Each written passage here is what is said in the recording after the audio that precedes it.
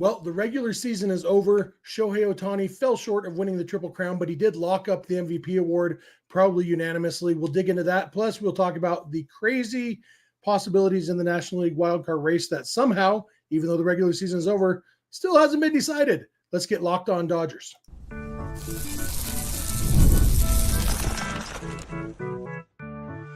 You are Locked On Dodgers, your daily Los Angeles Dodgers podcast. Part of the Locked On Podcast Network, your team every day.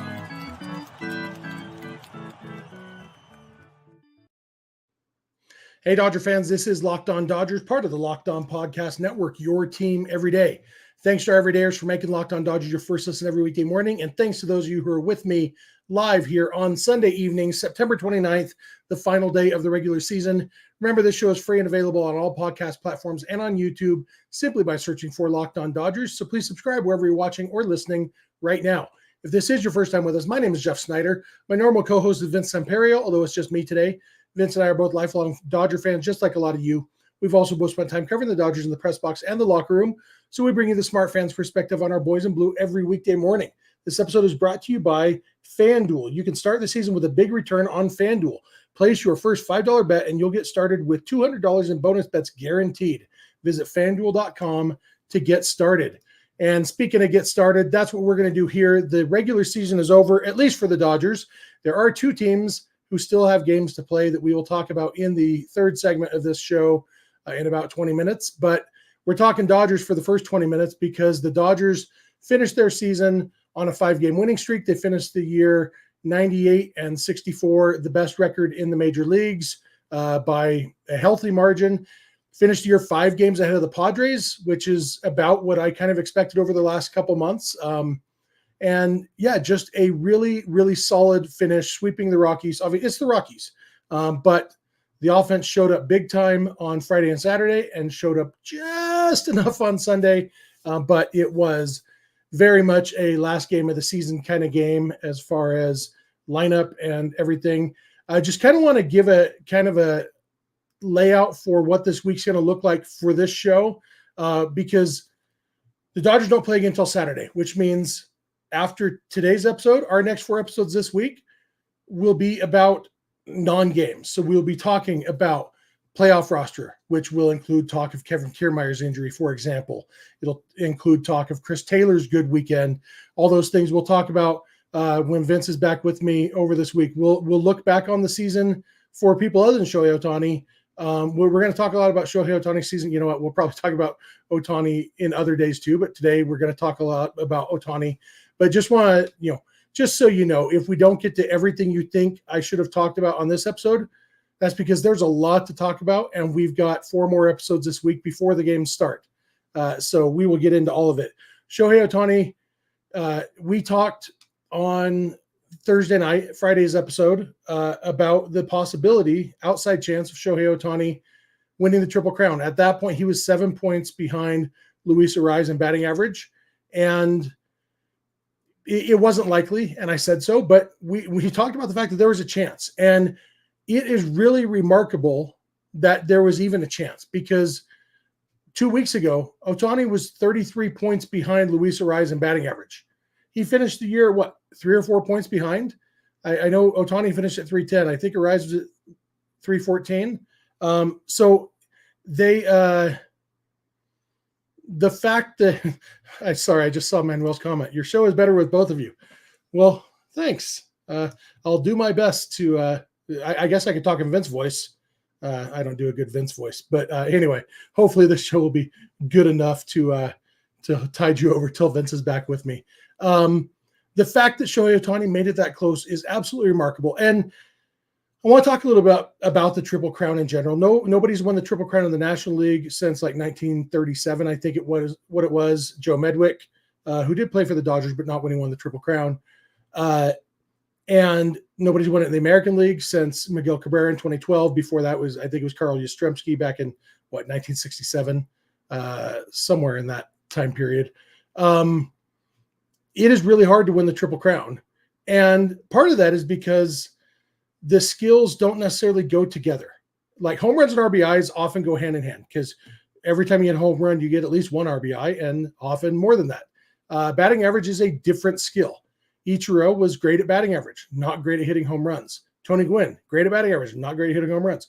Luis Arraez, for example, great at batting average, not good at hitting home runs. And so it's very hard to find somebody who can do all the things well. Like there's not many guys who have led the league in batting average, home runs, and RBIs in different seasons, let alone in the same season.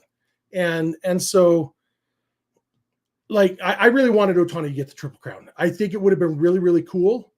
But I also, there's a cynical part of me that thinks, okay, but it's batting average. Like, if you're going to get 2 out of the 3 of the Triple Crown, I'd rather have it be home runs and RBIs because those count. Like, you don't win a game by having more hits than the opposing team. You win a game by scoring more runs than the opposing team.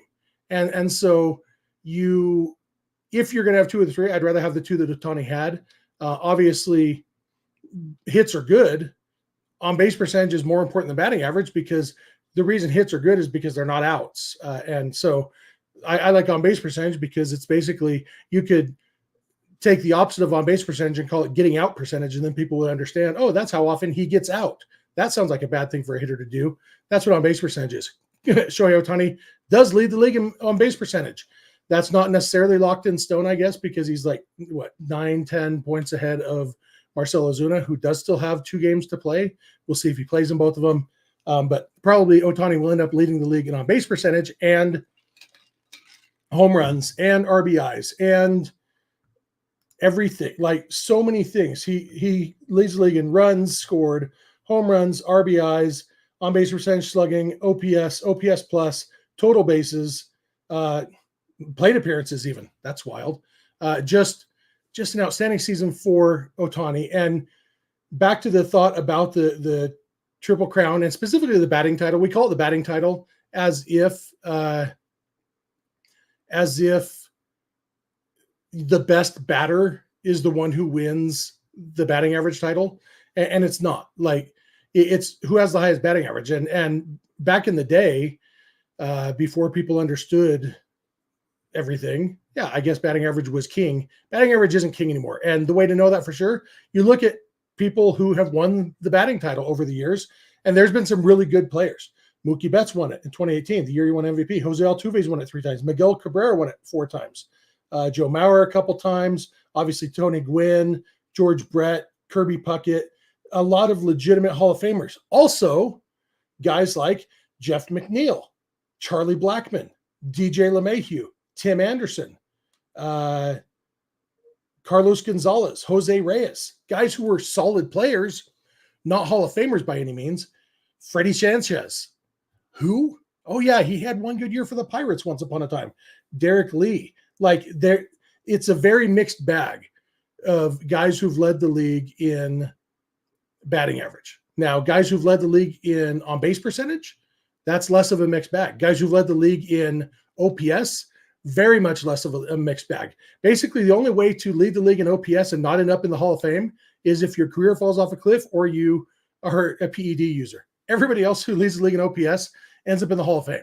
Like, that's how it is, because that is an important stat. And, obviously OPS also, if you played at Coors Field, there's things there. OPS plus is a little bit better there. WRC plus, if you want to get into that stuff. But whole point of this is that, yeah, it sucks that Shohei Ohtani didn't win the Triple Crown, but Shohei Ohtani not winning the batting average title doesn't really take away anything at all from the awesome season he had.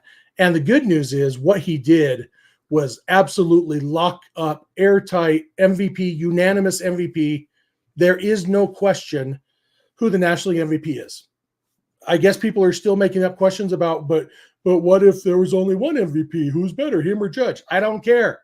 I said it on Lock On Sports Today a couple weeks ago. I'm so glad Ohtani and Judge are in different leagues so they can both win the MVP, and we don't have to have that dumb conversation. So anybody insists on having that dumb conversation is just screaming at clouds for some reason.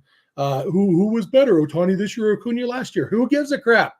They're both going to be unanimous MVPs because they both had great seasons. It's awesome. Shohei Ohtani was awesome. I'm going to come back in a minute. We're going to talk a little bit more about this series, probably some more Ohtani talk. And then the last segment, we will dig into the wild card race. So thank you for making Locked On Dodgers your first listen every weekday morning. And please keep it Locked On Dodgers. This episode is brought to you by FanDuel. Hey, NFL fans, you can start the season with a big return on FanDuel, America's #1 sports book. So when you get a hunch in the middle of the game, you can check out the latest stats, view live play-by-play, and so much more on the same page where you place your bets. You'll get started with $200 in bonus bets guaranteed when you place your first $5 bet. That's right. You don't have to win your first $5 bet. Just place it, and you get $200 in bonus bets. I'm looking at Monday Night Football tomorrow. There's 2 games. You've got the Dolphins are minus 146 favorites over the Titans. Titans are at plus 124. Or even a bigger mismatch, the Lions, minus 210 over the Seahawks, who are at plus 176. You got a hunch on the Seahawks? Put your $5 on that. That's a big odds. And when you're getting $200 in bonus bets guaranteed, or look at it this way, place your $5 bet on the Dolphins, who are a big favorite, and then use some of that $200 in bonus bets to go with the underdog on the Seahawks. You know what? Just an idea. Either way you do it, the place to do it is at FanDuel.com.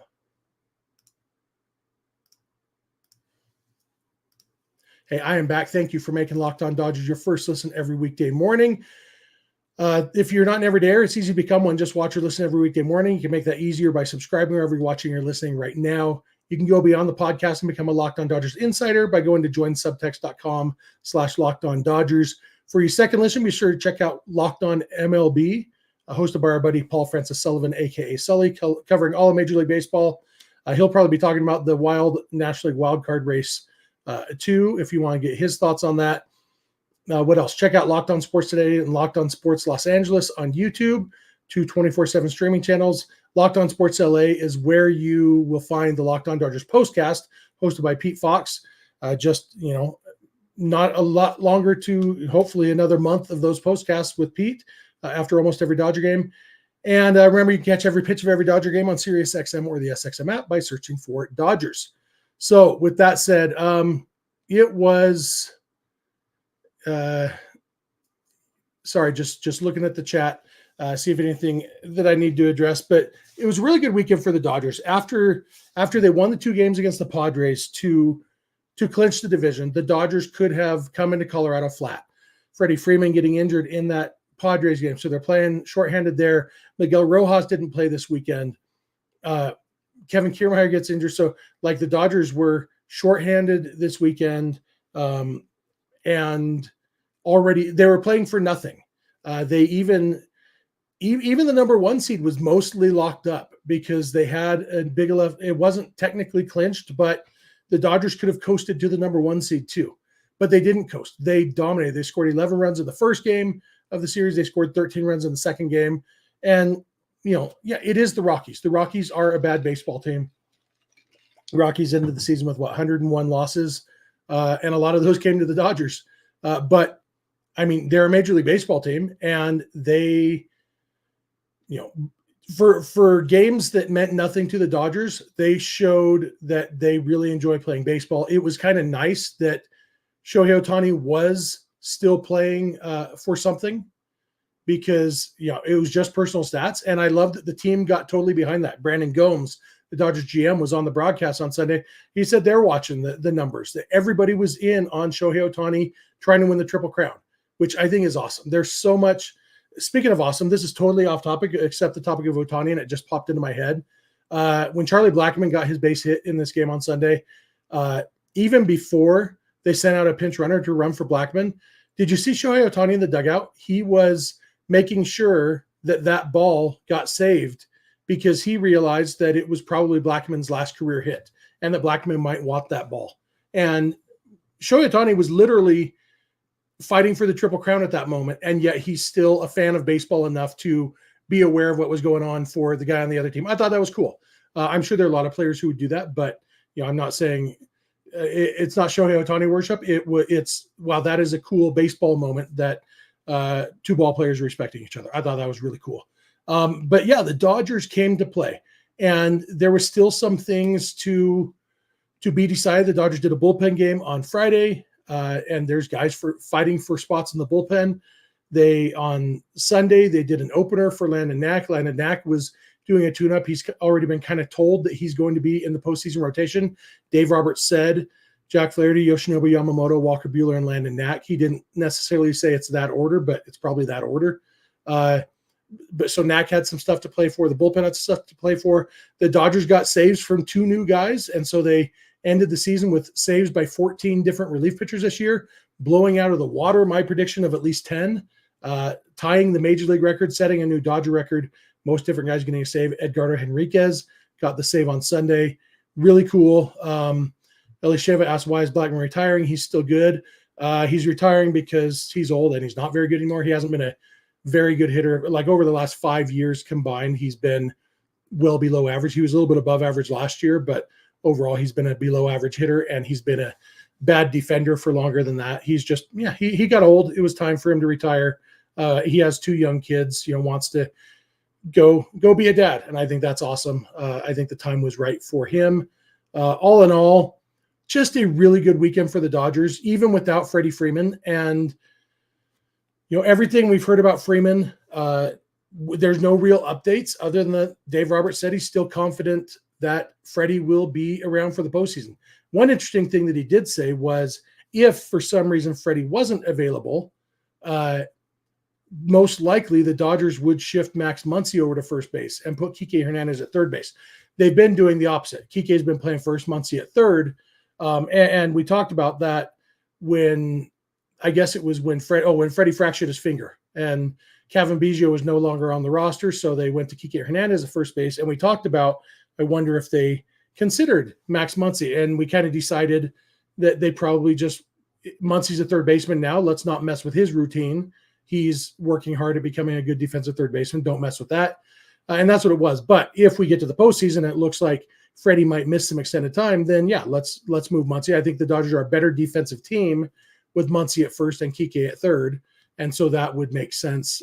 But everybody seems to be confident that Freddie Freeman will be back. I did hear from one of our everydayers who is a sports medicine doctor, and he did confirm that I'm not a doctor, but I play one on TV, analysis of Freddie's ankle injury on Thursday night was pretty spot on as far as what we should probably expect from him, which is that he should be fine by the time the playoffs start. And maybe not 100%, but close enough to 100% that it won't be noticeable it won't have an impact on his performance or anything. So, ankle might be sore for a month or two. That's how ankles are sometimes. And again, I'm just speaking from my own experience. I rolled my ankle. When was it? I went to a Salt Lake Bees game. It was the day that Miguel Vargas hit a home run. The day after Will Smith had 3 home runs? So that's been a couple months ago. And I rolled my ankle and it still hurts, but it doesn't keep me from doing it. I only notice it when I think about it. And so I'm sure that'll be what it's like for Freddie for a little while. I'm just peeking at the chat really quick. I like this question, Carlos. I said we'll talk about the postseason roster more this week, but I'll touch on this one. Carlos asked, does Edgardo Henriquez make the postseason roster? I think he probably does. He's got good enough stuff that I think they're going to bet on the stuff. And I don't think he'll be in save situations in the postseason like he was on Sunday. That was a good test for a meaningless game. But yeah, I think Henriquez, once they called him up, it seemed like, well, we might as well give him a real shot in the postseason. So I think he probably will. We will dig more into that. Alex says that Shohei's $700 million contract is looking like a steal. And I do think that's true. There's more postseason roster questions in the chat. We will dig into more of that. Elishev is asking about Joe Kelly. There's a lot to say about Joe Kelly and his chances of being on the postseason roster and what that might look like. There's a ton to talk about with that. Like I said, Vince and I will get into that later this week. All in all, I think everybody kind of put up a good showing this weekend as far as put your best foot forward for a chance to make the postseason roster. Finish the regular season. They have the 5-day layoff. That's going to be a challenge no matter what. They kept their foot on the gas pedal basically until the end, and that's good to see. The Dodgers haven't really done that other than 2021 when they had to, and it cost them because Clayton Kershaw and Max Muncy both got hurt at the end of the season. The Dodgers have been able to coast a lot. I mean, last time before that was 2018 when they had to play a game 163. So being pushed to the end, or pushed almost to the end, and then keeping their foot on the gas a little bit themselves to the end, I think will help. Hopefully the Dodgers will show up on Saturday and the bats will remain hot like they have been most of the last few weeks.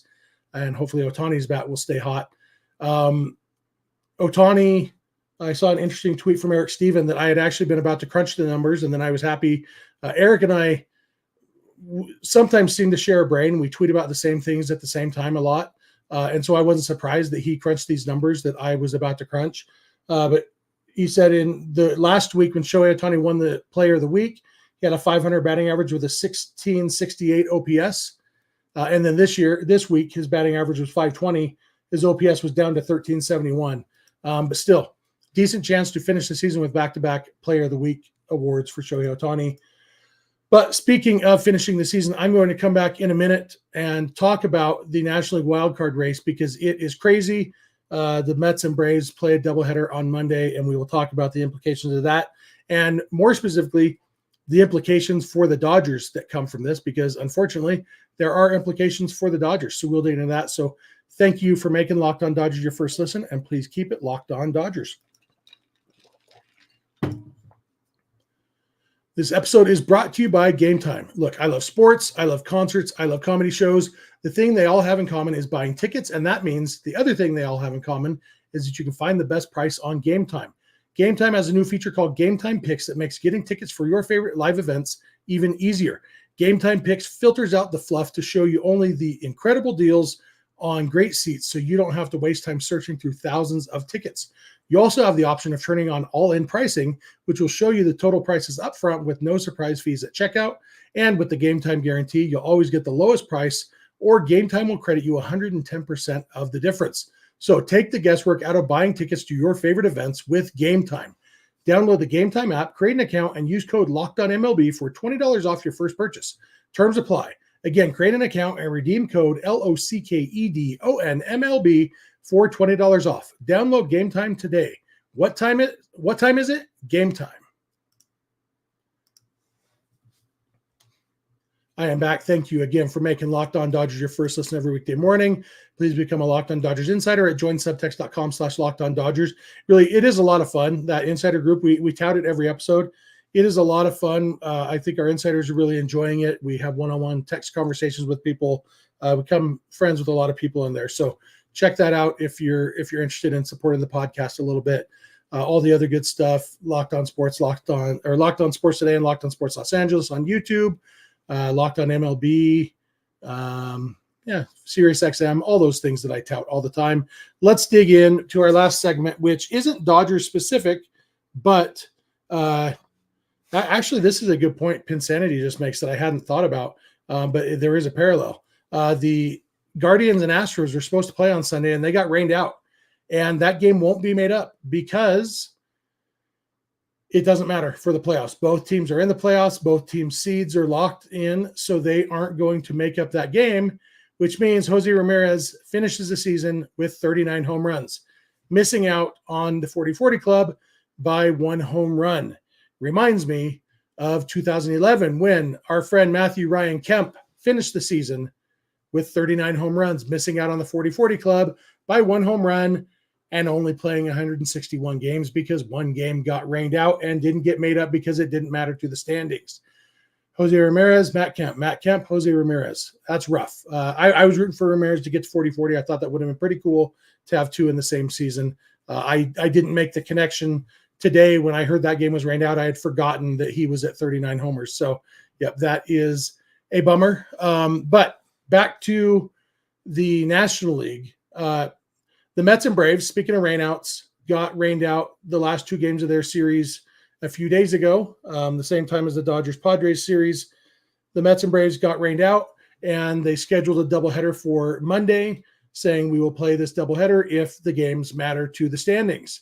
Well, the games matter to the standings because right at this moment, as we're talking, the Braves, Mets, and Diamondbacks are all tied for the last two wild card spots.